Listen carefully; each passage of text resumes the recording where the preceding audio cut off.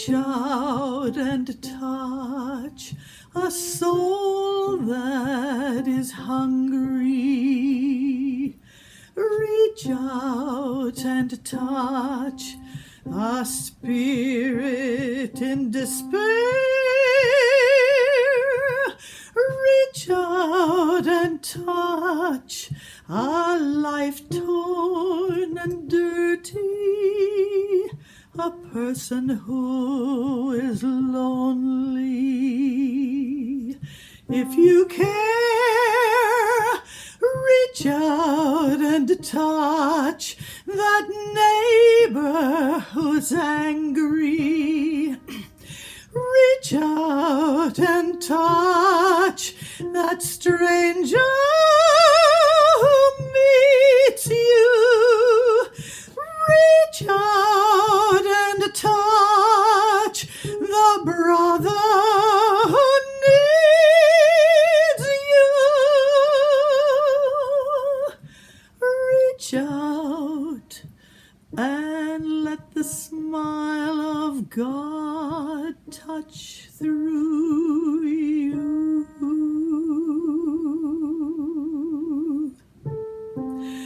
Reach out and touch a friend who is weary.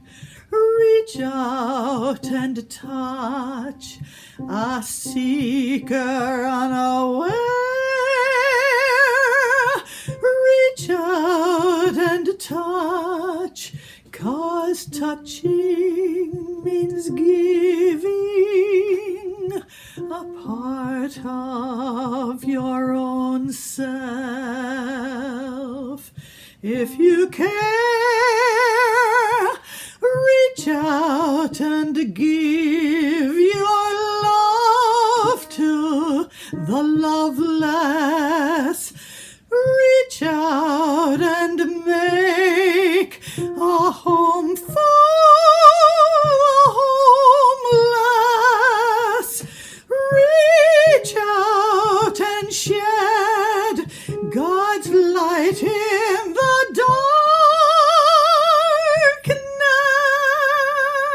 darkness. Reach out and let the smile of God touch through you.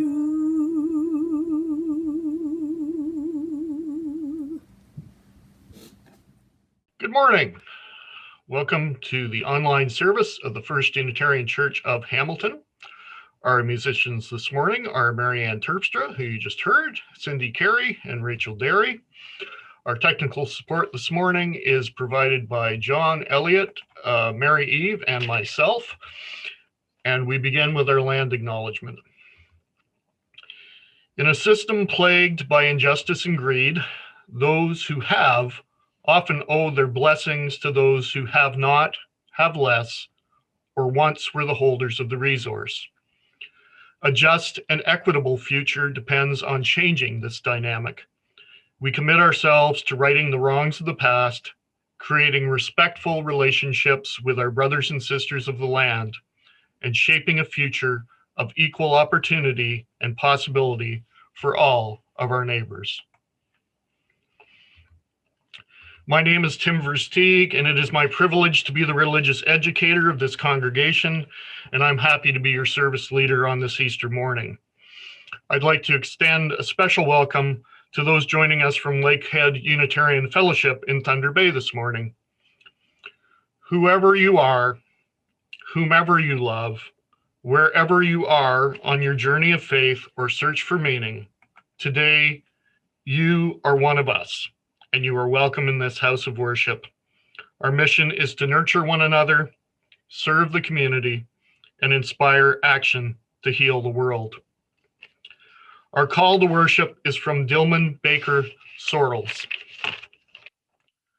For holy days on which we recall the old stories, we light the flame.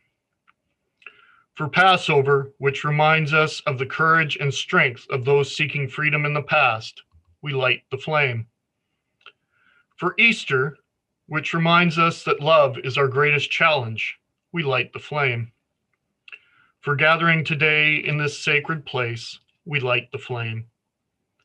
For the opportunity to be together as a community, to remember the past, to plan for our future, to believe, to be alive in our present.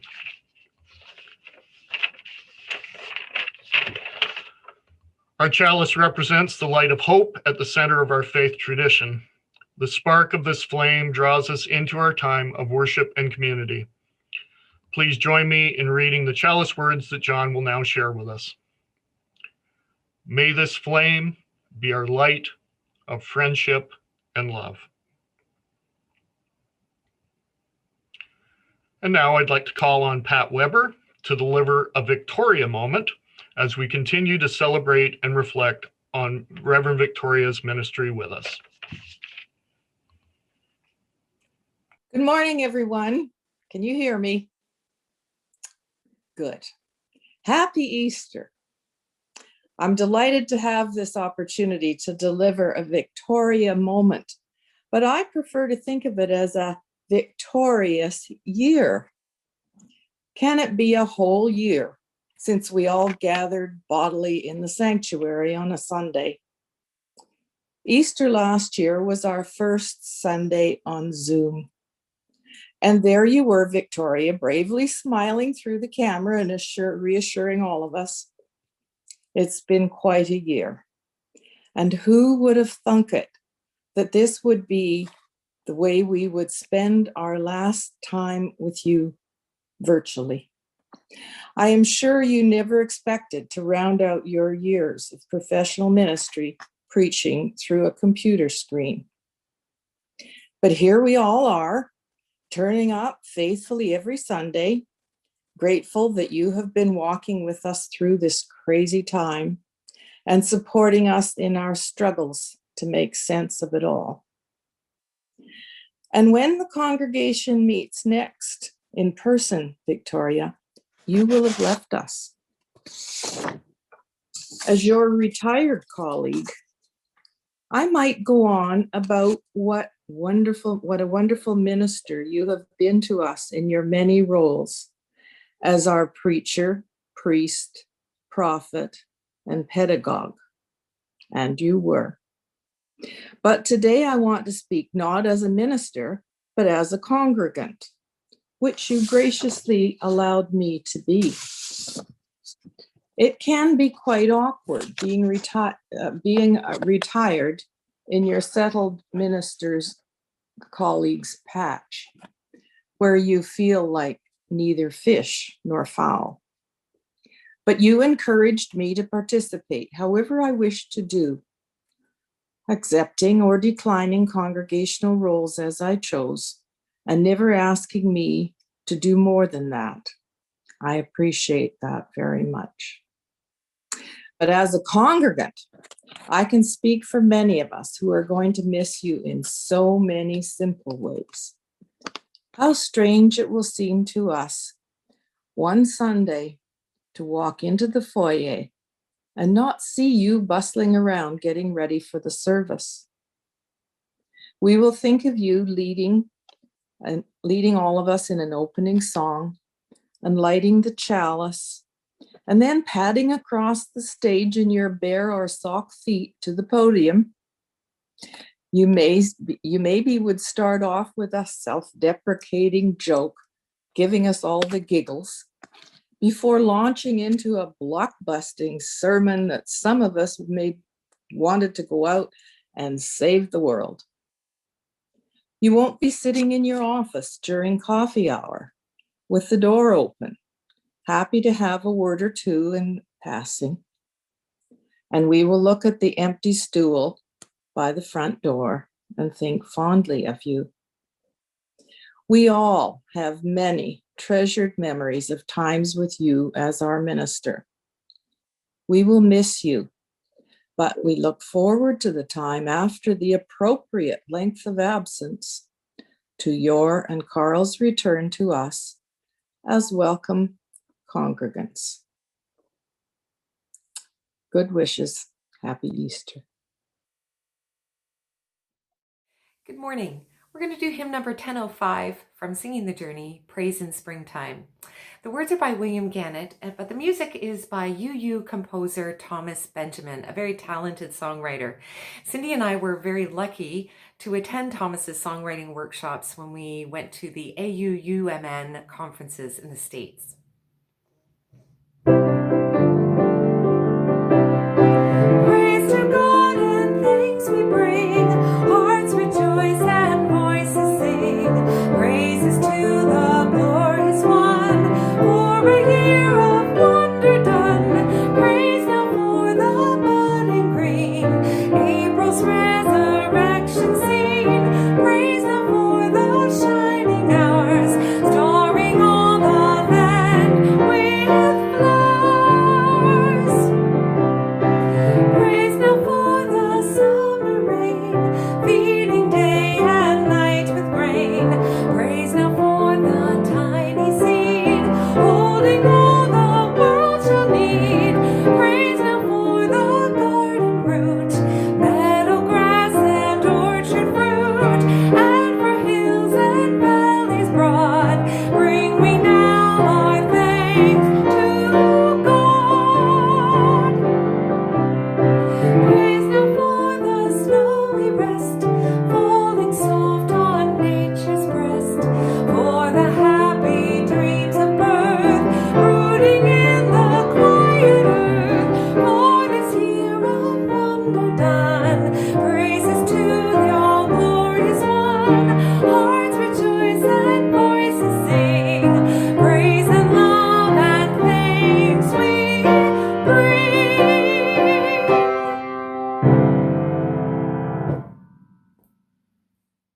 So it's Easter. So our story for all ages this morning is, in fact, the story of Easter, retold from the writings of Sophia Lyon Faz, who is one of our original UU religious educators.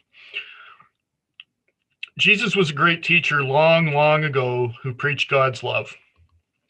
Jesus taught that we should care for the poor and forgive people who hurt us.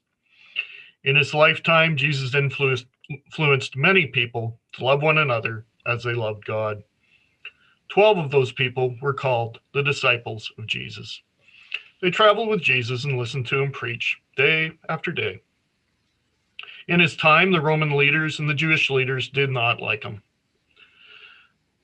They were afraid he would lead a rebellion and upset the way things are. As Jesus became more popular, the leaders planned to kill him. And one of his disciples, named Judas, betrayed Jesus and helped the leaders with their plan. The night before he died, he was celebrating the Jewish holiday of Passover. He celebrated at a Seder with the 12 disciples, and the next day he was arrested and then he was killed. What happened after Jesus died began the religion we know as Christianity. And many Christians believe that after Jesus was killed, he rose from the dead and went to heaven. Many Unitarian Universalists see this story differently. Many years ago, the religious educator named Sophia Faz explained in a UU way what happened after Jesus died, and this is how Reverend Faz told it. The people who followed Jesus were brokenhearted after he died. They struggled to understand why God had allowed their teacher to be killed. Surely someone so connected to God, so overflowing in goodness, did not deserve the punishment of a criminal or rebel. And as these men and women gathered day after day in each other's homes, they began to recall the wonderful experiences they had had with Jesus. They told one another of times when he was wise and times when he was kind. And the very tone of his voice and the look on his face would come back to them so vividly that it seemed sometimes as though Jesus was right there with them. Some of the people had dreams in which Jesus seemed so real that the dreamers could not tell whether they had been asleep or awake when they saw him. Some declared positively that they had seen Jesus again. He had talked with them. The rumor spread that he had actually come out of his coffin, that 2 of his disciples had seen him, and that several of the women had talked with him. They would only see him for a few minutes, and then he would mysteriously disappear again.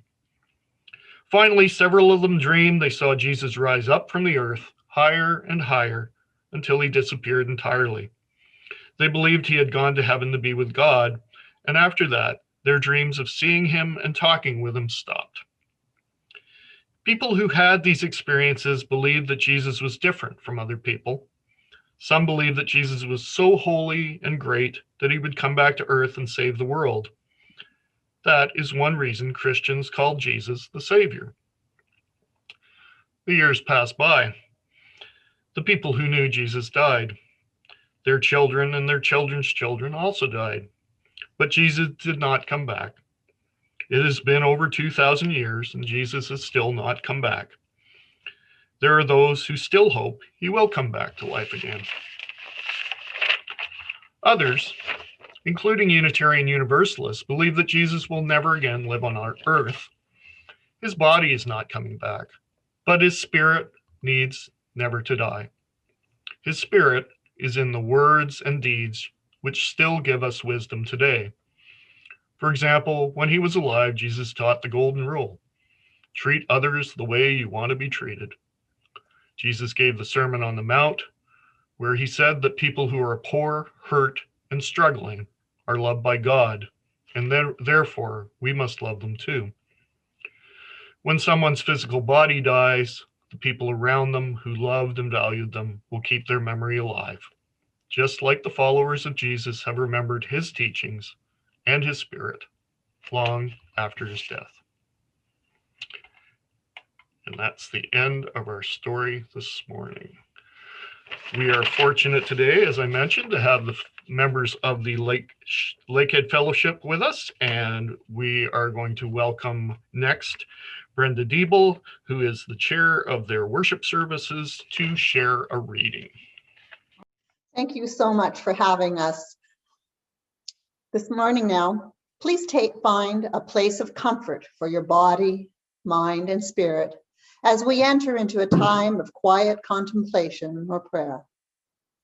Our contemplation words this morning are adapted from the work of Gary Kowalski, titled Unafraid of the Dark. On Easter Sunday, we remember the teachings of Jesus as we celebrate the miracle of life, which is so closely related to the mystery of death. Jesus, for example, spoke of a seed. Unless it falls to the earth and is buried, it remains just a seed. But by going down into the ground, it comes up as new life and bears flowers and fruit. Think of the spring seeds you may soon plant into the dirt, which is made up of dead and decayed leaves and twigs. The seed will rest there for a while. Then, with a bit of sun and water, that seed pushes through and becomes the plant it was meant to be. It takes the seed, the dirt, the sun, and the water to create these wonders in the cycle of life and death. Jesus said that people are like the seeds. Sometimes we have to break out of our old shell to become what we are meant to be. Sometimes we have to make an ending to find a new beginning. So I ask you on this Easter morning, is there a part of you that needs to be put to rest?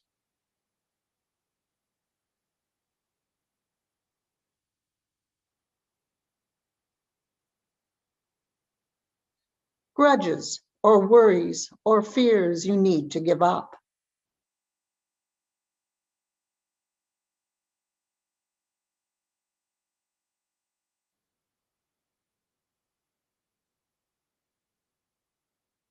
Things you want to change to make your life new.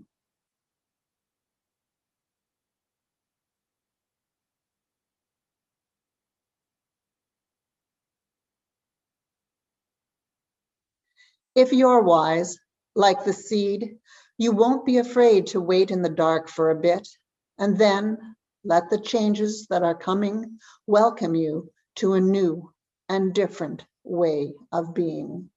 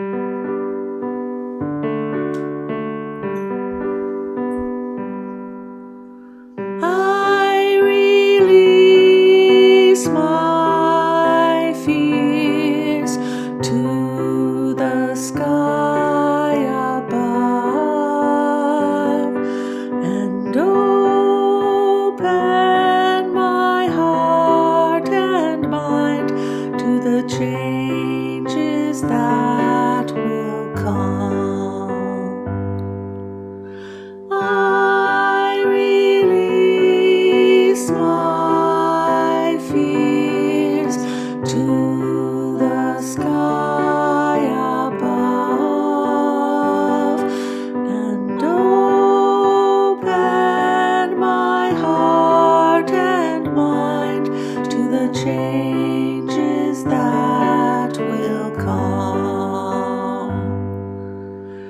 I release my fears to the sky above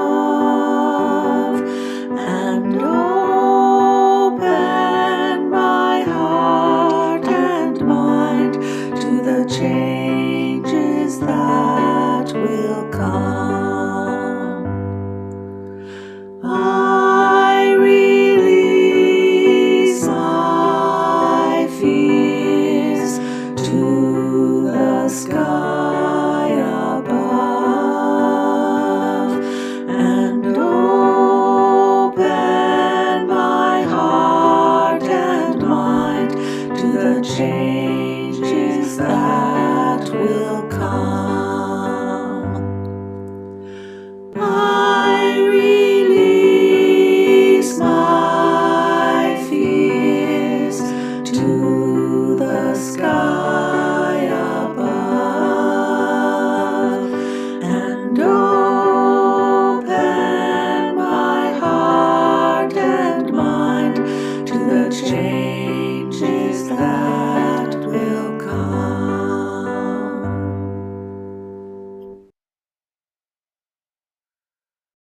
Morning for joining us for Easter.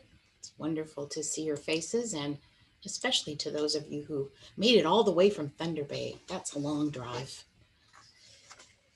And happy Easter. I'll say it again. I don't know if we can say it too much. It's good to wish each other a happy time.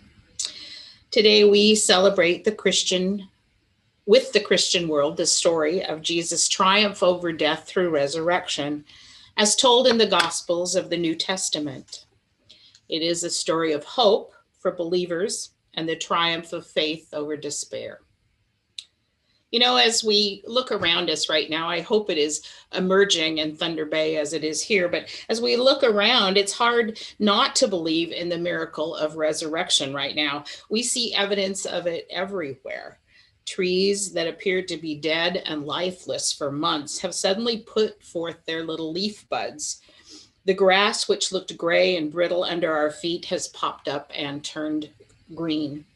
Bulbs, which wintered over the chilly hibernation, have sent forth green shoots, and I see evidence that we're going to see white hyacinth and yellow daffodil and purple crocus in the very near future. In a few short weeks, the world becomes a riot of color and life is reborn before our very eyes. And that is particularly true this morning. I was sitting, and many of you know that outside my window, there are some beautiful trees that have now put on the leaf buds. And there were 2 squirrels this morning. And I can tell you from their activity that there will be more squirrels in the very near future. They were very busy this morning. But back to the sermon. Why then do you sometimes seem to have such trouble with the story of Jesus being risen from the dead? The Easter story is one of the most sacred for Christians because it represents hope and renewal and faith. But despite our deep roots in Christianity and the many of us in our faith who may identify as Christians, the story of Jesus' death and resurrection seems to challenge our embrace of the reasonable and the rational. Science tells us that dead flesh cannot be brought back to life. So this story just cannot be true. But the Easter story, like most stories, isn't about literal truth. The verses telling us of Jesus' ministry and legacy are meant to be teaching stories, words to help us create and live a more sacred and meaningful life based on the hope that life can be better than what we are experiencing right now. We would be better served to focus on what these stories can teach us and help us understand, instead of questioning the events they describe and thinking about whether they really happened or not. And I think this story has elements that seem to fit us as UUs quite well, because it's filled with references to light and darkness, resurrection and renewal, and the cycles of life. Many of the world's faith traditions call on these themes. And as Reverend Matt Tittle, has written, the Easter story is filled with ambiguity, unknowns, doubt, and disbelief. If that isn't a reflection of Unitarian Universalism, I don't know what is. We Unitarian Universalists are masters of doubt. It isn't hard to relate to the kind of hopelessness that we can imagine Jesus' followers must have felt in the hours leading up to and during the crucifixion. Think for a moment of witnessing that huge spectacle, of watching your beloved teacher and friend die, experiencing what seems like the end of the possibility that you think he represented, experiencing a sense that all hope is lost and you have no idea how to move forward in the days ahead. Grief and loss and disappointment come into every life. And at times it can be hard to imagine how we will be able to find our way to a better place. Times when everything we hoped for and thought possible have vanished in the blink of an eye. We have known times in our lives when tragedies seemed to pile up and it felt to us like all was lost. Some of us have reached rock bottom when even living one more day just seemed like too much to bear. In those moments, we too faced the empty tomb. And as we face that empty tomb, we are at a choice point. We could remain in our sense of hopelessness, disappointed and discouraged.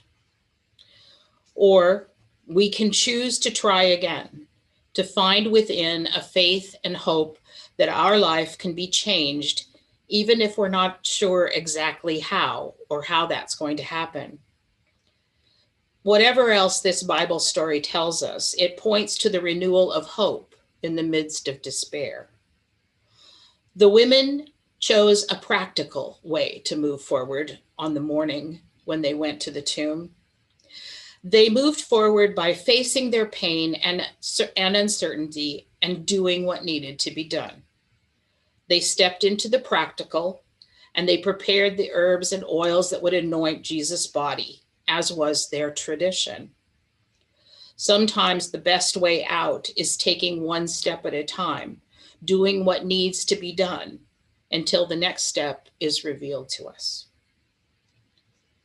Yes, I know that despite our desire for certainty and having things be the way they should be, much of life remains to us a mystery. Things materialize that we cannot predict. Opportunities arise when we least expect them. Good things happen. In those moments, we struggle with our confusion and our doubt, our fear and anxiety. The women are met at the tomb by an angel who tells them that Jesus is not there, which they can easily see by looking into the opening in the rock. They're unsure of what to do next. And we too are often called to keep faith and move forward, unsure of what is next. As the cycles of nature exist around us, they exist within us as well. We have times of darkness and sadness, but the light returns. We find reference to this in Psalm 30, verse 5. Weeping may last for the night, but a shout of joy comes in the morning. The scene at Jesus' cross happened in darkness, but when the women approached the tomb, it was in the light of the morning.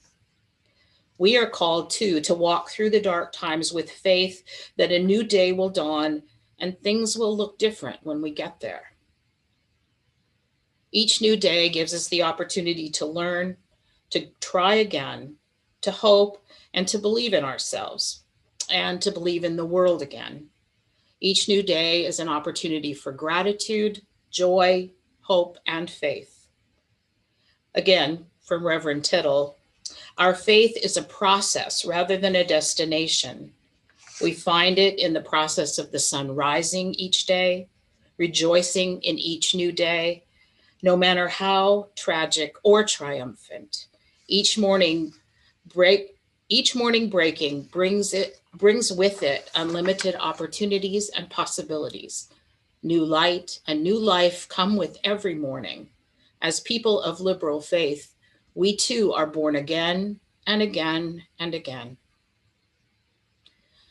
The women go on to share what they found at the empty tomb with others of Jesus' group, and eventually they meet together in Galilee, despite their doubt and despite their fear.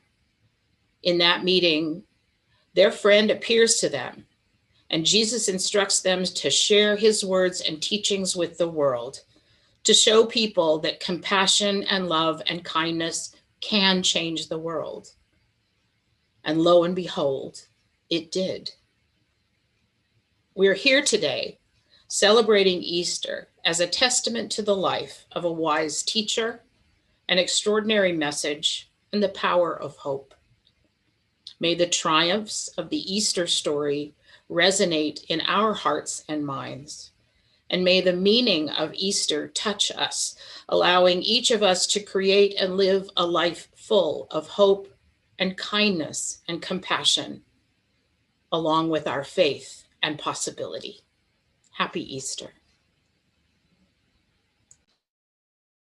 Number 268, Jesus Christ is risen today.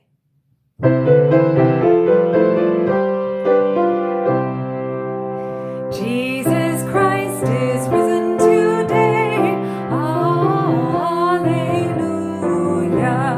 Earth and heaven in chorus say, Alleluia. Raise your joys and triumphs high. Alleluia.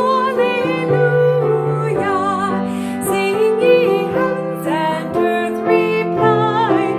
Alleluia.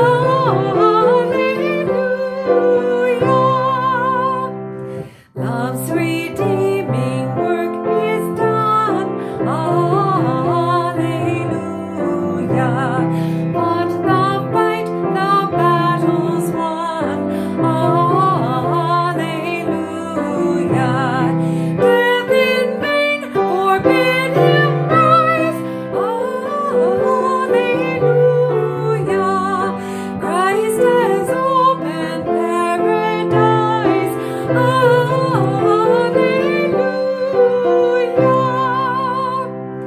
Hearts are strong and voices sing. Alleluia.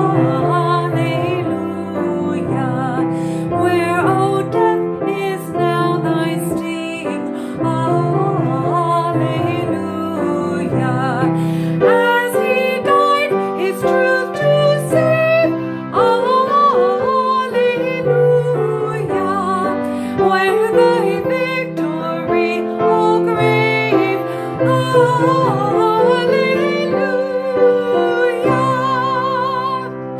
Soar we now where Christ has led. Alleluia. Living out the words he said. Alleluia. Make like him we rise. Alleluia. Ours the cross, the grave, the skies. Alleluia.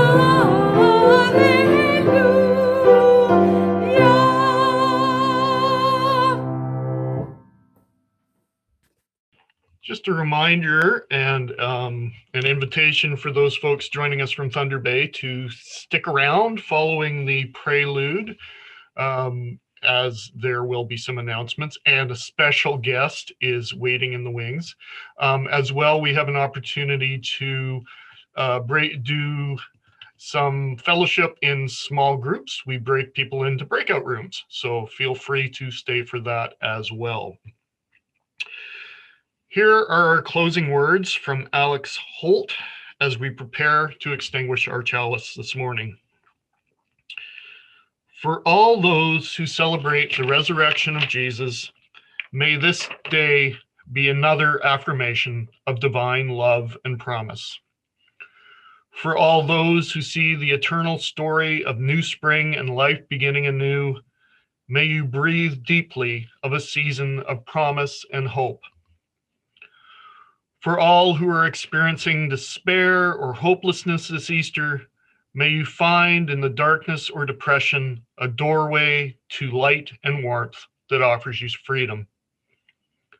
For all of us, together we can do what no one isolated person can do. Rolling the heavy stone aside reminds us we are far more powerful than we could ever be on our own. Our offering of strong hands to help our prayers made real. Let us begin again to love. Savior, again to thy dear name we raise. With one accord our simple hymn of praise. We wish to love thee ere our worship cease. Then lowly kneeling, wait thy word of peace. Grant us thy peace upon our homeward way. With thee began, with thee shall end the day. Guard thou the lips from wrong, the hearts from shame, that in this house have called